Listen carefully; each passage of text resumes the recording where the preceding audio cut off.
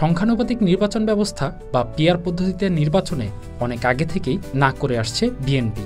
এ বিষয় নিয়ে জামাতে ইসলাম, ইসলামী আন্দোলন বাংলাদেশ সহ দেশের অন্যান্য রাজনৈতিক দলগুলোর সাথে বিরোধ বেশ পুরনো। কিছুদিন আগে ইসলামী আন্দোলন বাংলাদেশের হয়ে যাওয়া মহাসমাবেশেও এই বিরোধের কারণে আমন্ত্রণ পায়নি বিএনপি। ঐক্যমত কমিশনের প্রধানমন্ত্রীর মেয়াদের প্রস্তাব নিয়ে সবচেয়ে বেশি বিরোধ ছিল বিএনপির। সেই প্রস্তাবও মেনে নিয়েছে তারা, অবশ্য নিজেরাও কিছু শর্ত ছুড়ে দিয়েছে। তাহলে কেন পিআর পদ্ধতি মেনে নিচ্ছে না বিএনপি? এ বিষয়ে মঙ্গলবার জুলাই গণঅভ্যুত্থানের বর্ষপূর্তি উপলক্ষে গণঅভ্যুত্থান ২০২৪ জাতীয় ঐক্য ও গণতান্ত্রিক অভিযাত্রা শীর্ষক আলোচনা সভায় তার ব্যাখ্যা দেন বিএনপির ভারপ্রাপ্ত চেয়ারম্যান তারেক রহমান। সংখ্যানুপাতিক নির্বাচন বাংলাদেশের জন্য উপযুক্ত কিনা তা রাজনৈতিক দলগুলোকে বিবেচনার আহ্বান জানায় তারেক রহমান। তিনি বলেন, গণতান্ত্রিক বিধি ব্যবস্থাকে শক্ত ভিত্তির উপর প্রতিষ্ঠিত রাখতে হলে, বাংলাদেশকে তাবেদার মুক্ত রাখতে হলে এই মুহূর্তে জনগণের ঐক্য সবচেয়ে বেশি প্রয়োজন।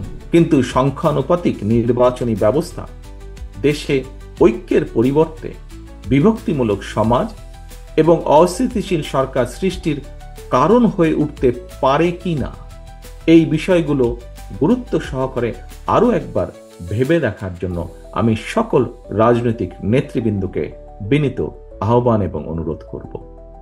তারেক রহমান বলেন, সংখ্যানুপাতিক নির্বাচন ব্যবস্থার আড়ালে আবার দেশের রাজনীতিতে নিজেদের অজান্তে পতিত, পরাজিত, পলাতক, ফ্যাসিস্ট অপশক্তি পুনর্বাসনের পথ সুগম করে দেয়া হচ্ছে কিনা এ বিষয়টিও প্রত্যেককে গুরুত্বের সঙ্গে ভাবা দরকার।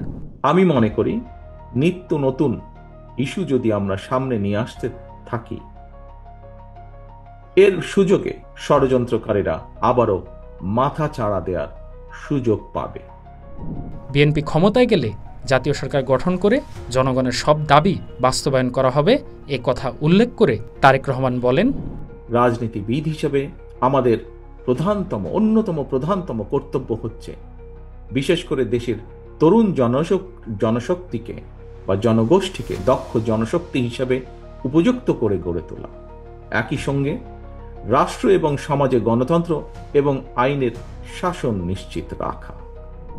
বিএনপির জ্যেষ্ঠ যুগ্ম মহাসচিব রুহুল কবির রিজভীর সভাপতিত্বে অনুষ্ঠানে বিশেষ অতিথি ছিলেন বিএনপির মহাসচিব মির্জা ফখরুল ইসলাম আলমগীর।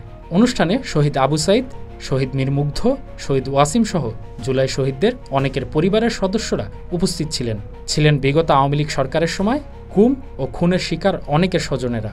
বিএনপির কেন্দ্রীয় নেতারা ছাড়াও আমন্ত্রিত অতিথি হিসেবে ছিলেন জামাতে ইসলাম, জাতীয় নাগরিক পার্টি ও হেফাজতে ইসলাম সহ বিভিন্ন দল ও সংগঠনের কেন্দ্রীয় নেতারা।